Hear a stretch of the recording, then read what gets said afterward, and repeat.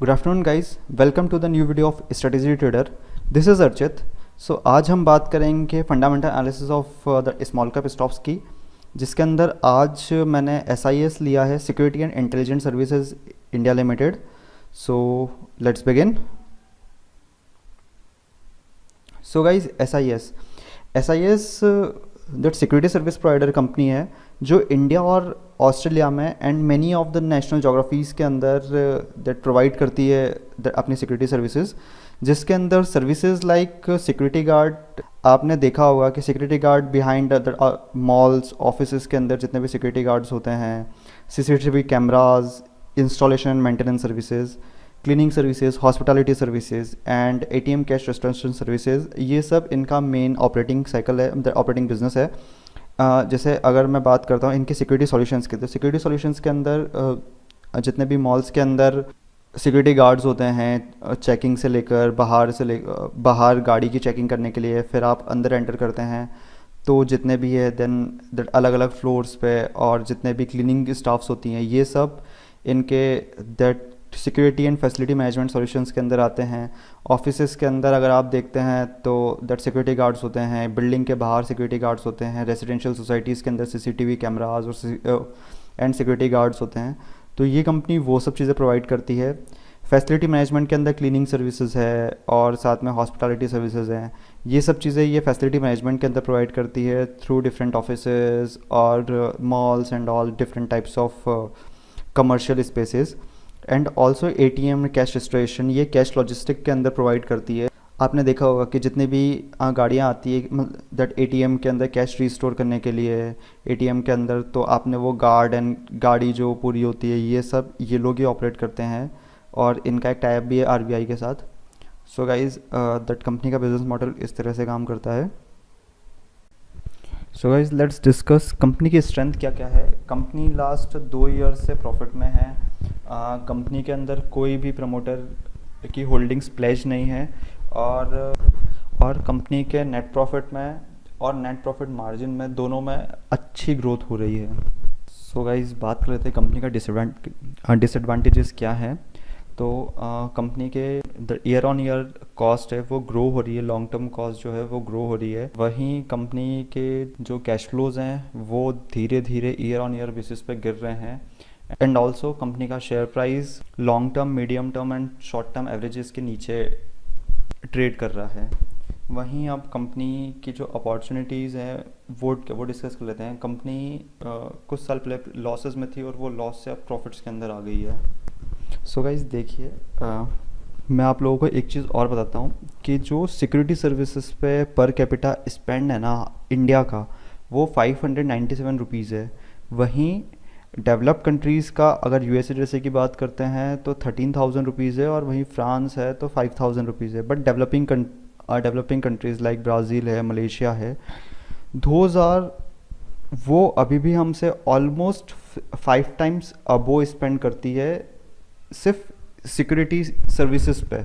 तो हमारे पास अगर हम दैट यू कैन से कि अगर हम 3,000 पे नहीं जा रहे हैं कि 3,000 पर कैपिटा स्पेंड नहीं हो रहा है, बट फिर भी अगर ये 1,000 पर भी होता है देन इस कंपनी की जो अपॉर्चुनिटीज़ है वो बहुत ज़्यादा बढ़ेगी।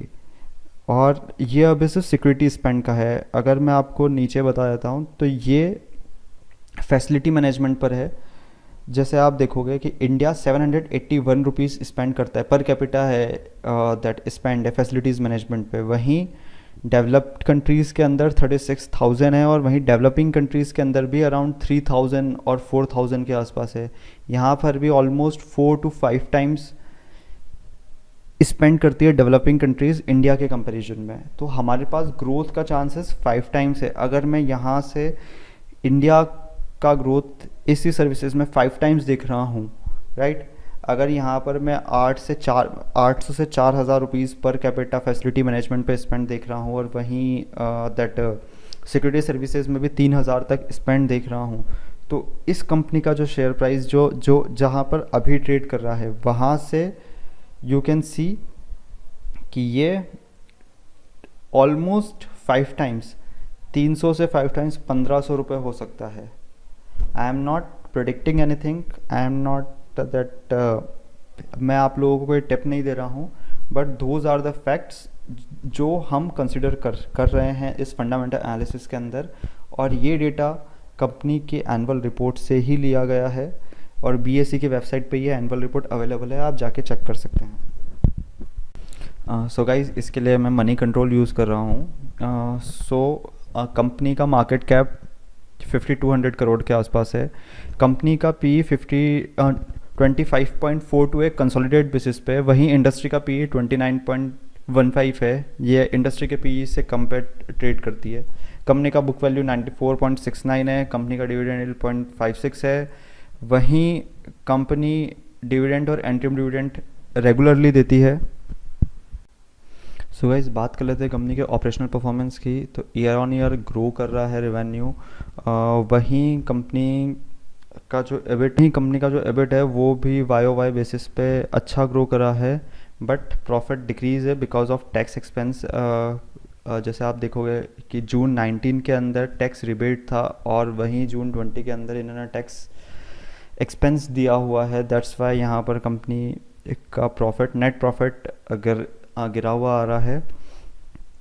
वहीं कंपनी का जो जून क्वार्टर है वो थोड़ा सा डिक्लाइनिंग रहा है, क्योंकि इनकी अदर इनकम भी कम हुई है। वहीं इनकी जो सेल्स है वो भी कम है, तो इनका एबिट भी क्यू ऑन क्यू बेसिस पर डिक्लाइनिंग फेज पर है।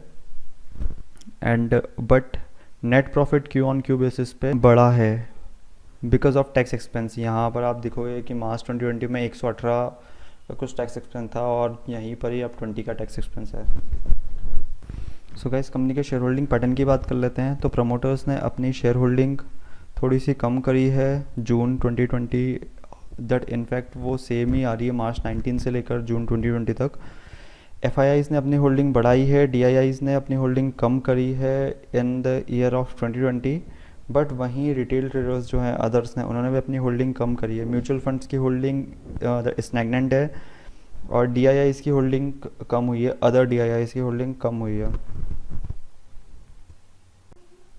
सो गाइज, आप देखोगे कंपनी का आरओसी और आरओई भी अच्छा खासा है। आरओसी भी 18.16% है, वहीं आरओई अराउंड 17% के आसपास है। सेल्स ग्रोथ भी 3 साल में ईयर ऑन ईयर बेसिस पे 24.61% के अकॉर्डिंग है। एंड आप देखो कंपनी का 52 वीक हाई 624 है, और 52 वीक लो 322 है, और अभी करंटली ट्रेड हो रहा है 360 के आसपास अभी शेयर ट्रेड हो रहा है। नाउ हम देख लेते हैं कि प्राइस टू इक्विटी के अकॉर्डिंग देखिए 2018 में 61 के मल्टीपल पे कंपनी ट्रेड करती थी, वहाँ से गिर के देन यू कैन सी कि जो अभी हमारे पास मार्च में फॉल आया था, मार्च में भी फॉल के टाइम पे भी 31 के मल्टीपल पे पी 31 पे ट्रेड कर रही थी, 41 गई है, देन उसके बाद वापस से 38, फॉल 23 तक गया, एंड देन फिर उसके बाद वापस से 31 के मल्टीपल पर आ गई है। अगर 31 के मल्टीपल पर आ गई है, और ये एक ऐसे बिजनेस में है जो अभी तो कम नहीं होने वाला है बिकॉज ऑफ अनसर्टेनिटीज़। थोड़ा सा बिजनेस डाउन है क्योंकि बहुत सारे लोगों ने अपने ऑफिसेज बंद कर दिए हैं, तो इनके बिजनेस को अफेक्ट पड़ा है। But when Covid situation over और फिर से सब कुछ बैक टू नॉर्मलाइज हो जाएगा, बिकॉज हमारी इकोनॉमी वापस से नॉर्मलाइज पे आ गई है, देन तब इनका सिचुएशन वापस से, इनका बिजनेस वापस से वैसे ही ग्रो करेगा, और एक्सपोनेंशियल ग्रो कर रहा है। सो गाइज, अब हम कंपनी का चार्ट देख लेते हैं। तो आप देखो कि कंपनी जहां अभी 361 के आसपास ट्रेड कर रही है, और कंपनी का लिस्टिंग प्राइस 352 है, ये अभी अपने लिस्टिंग प्राइस के आसपास ही ट्रेड कर रही है। और ये कंपनी का जो लाइफ टाइम लो है वो 321 है, जहाँ तक that if I am not right, yes 320 is the lifetime low, और इसका जो लाइफ टाइम हाई है वो है 700 के आसपास का, विच इज़ 699 रुपीज़। इनफैक्ट अगर आप देखोगे तो फरवरी में ये कंपनी 630 रुपीज़ के आसपास ट्रेड कर रही थी, और फरवरी से now this company is almost 50% down because of uncertainties, हाँ मार्केट के अंदर। But this company is the best bet to for 6 to 12 months, in fact 1.5 year। अगर 2021 के बाद अगर मैं इस कंपनी की ग्रोथ पोटेंशियल देखता हूँ तो ये स्टॉक्स 600 रुपये वापस जाने में आई एम नॉट सरप्राइज कि ये स्टॉक मुझे फिर से 600 रुपये के आसपास, फरवरी के लेवल के आसपास दिख जाएगा। सो गाइज़, अगर सपोर्ट एंड रेजिस्टेंस की बात करता हूँ यहाँ पर, तो मेरे पास जो सपोर्ट है वो अब 335 के बाद फिर 320 का है जो लाइफ टाइम लो है, और ये एक एक्यूमुलेशन जोन भी है।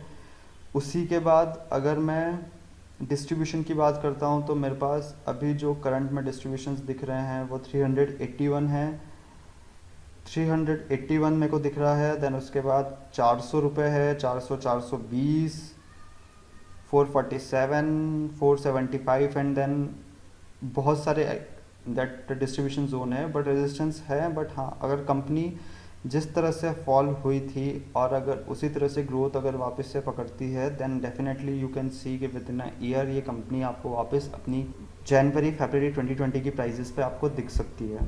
सो गाइज, ये था इसका chart analysis and I hope आप लोगों को ये फंडामेंटल एनालिसिस पसंद आया होगा। So guys, that's all for today. So guys, please do subscribe this channel, hit the like button and share the video. Also press the bell icon to get notified. Thank you guys.